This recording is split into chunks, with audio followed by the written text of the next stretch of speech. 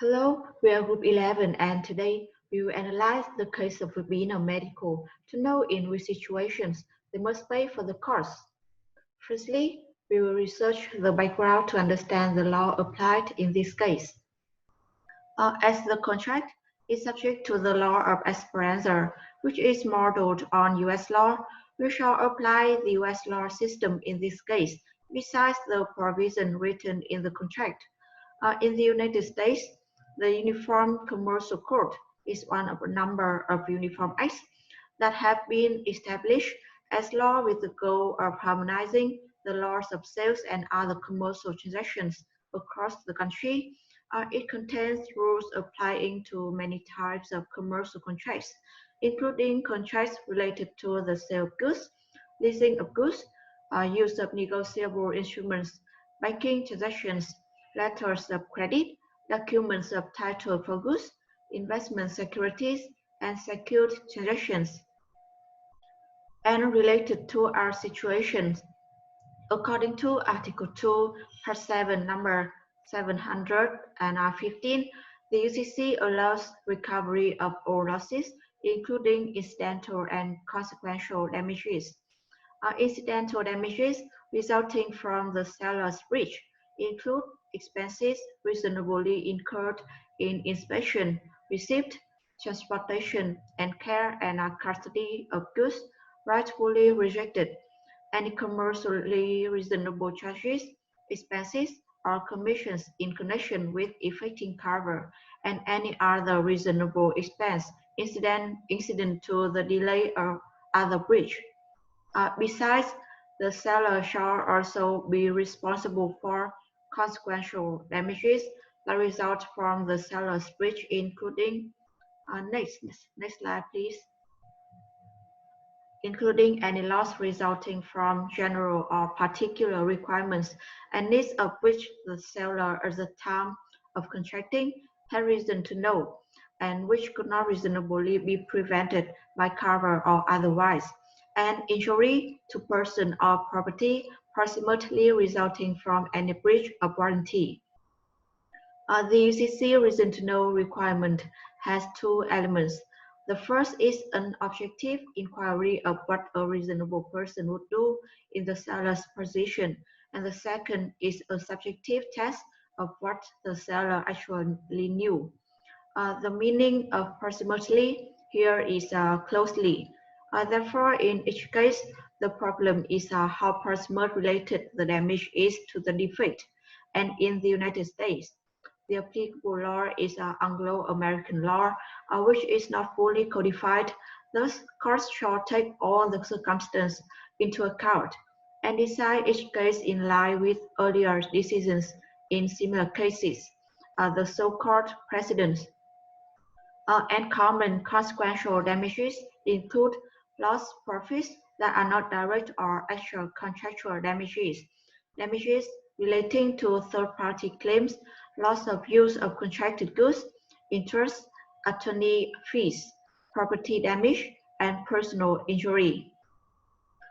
After researching the background knowledge, we will go into detail for each situation. The first situation is that the bed itself is unusable and must be replaced.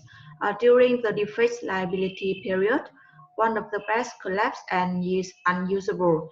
It is a direct loss from buyer. So under the defect liability provision stated in the contract, the seller has responsible for replacing the collapsed bed with a new one. It also helps to keep the goodwill of the buyer.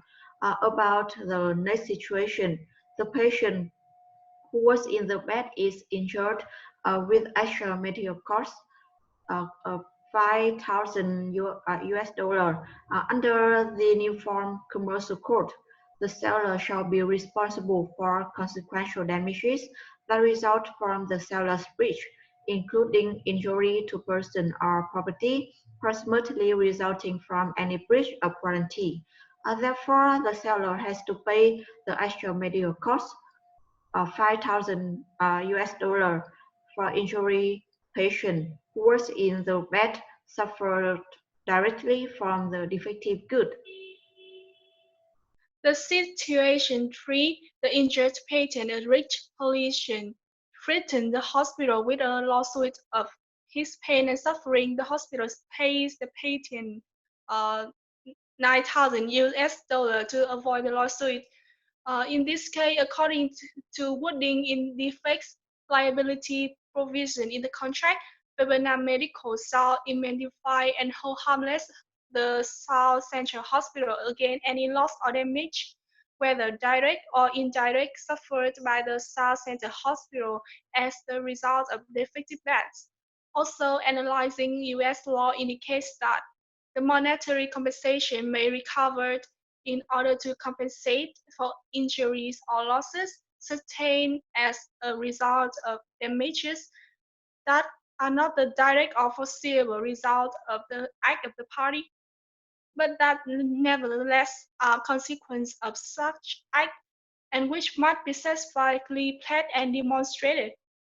From the above, we can conclude that South Central Hospital is entitled to recover consequential damages for the lawsuit costs if the injured patient who was in the defective bed actually sues the hospital.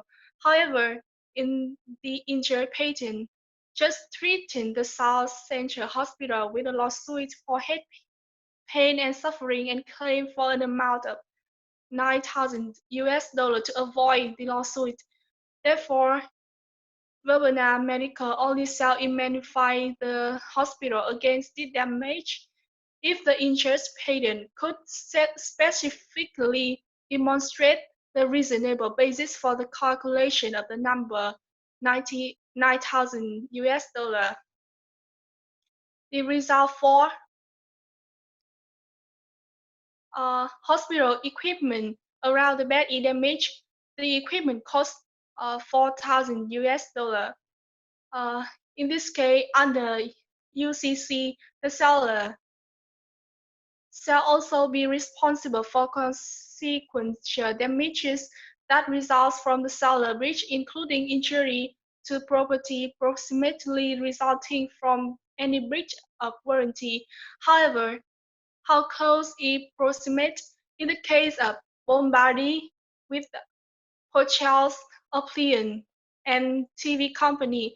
The Washington Court of Appeals allow the plaintiffs to recover the damage to real and personal property caused by a defect in the television that set ignited and damaged the premises. From the aforementioned case, we can conclude that Bavarian Medical shall be liable to cover the equipment costs 4,000 US dollar because the collapsed bed is considered as a proximate cause of the damage to the property belonging to the buyer, which is damaged hospital equipment around this defective bed. The result 5.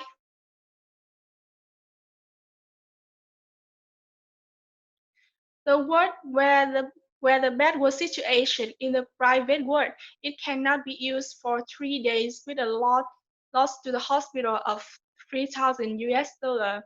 As mentioned above, according to wording in defect liability provision in the contract, Vietnam Medical shall indemnify and hold harmless against any loss or damage, whether direct or indirect, as a result of the defective bed, and the U.S. law indicates that monetary compensation may be recovered in order to compensate for injuries or losses sustained as a result of damages that are not the direct or foreseeable result of the act of the party, but that nevertheless are consequent of such acts and must be specifically pled and demonstrated.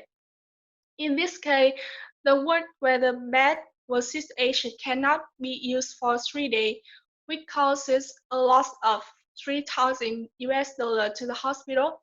Therefore, the non-breaching party, it means the hospital can recover consequential damages for loss of the primary profit.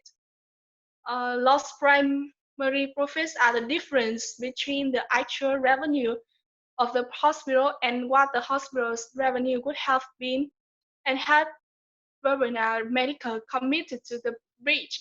So it is the duty of Verona Medical to compensate for loss of the hospital.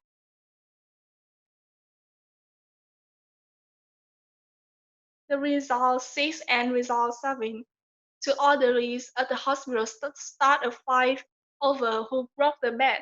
One of them is hospitalized at the cost of 5,000 US dollar, and during the fight, equipment is smashed at the cost of 8,000 US dollar. As we mentioned before, Verona Medical shall indemnify any loss or damage, whether direct or indirect, suffered by the South Central Hospital as the result of defective beds. However, both the injury of one elderly and smashed equipment stem from a fight to find out who broke the bed between both of them, not relating to the effect of the bed. It is also, therefore, it is not the responsibility of Verona Medical to pay. And that's the end of our presentation. Thank you for listening.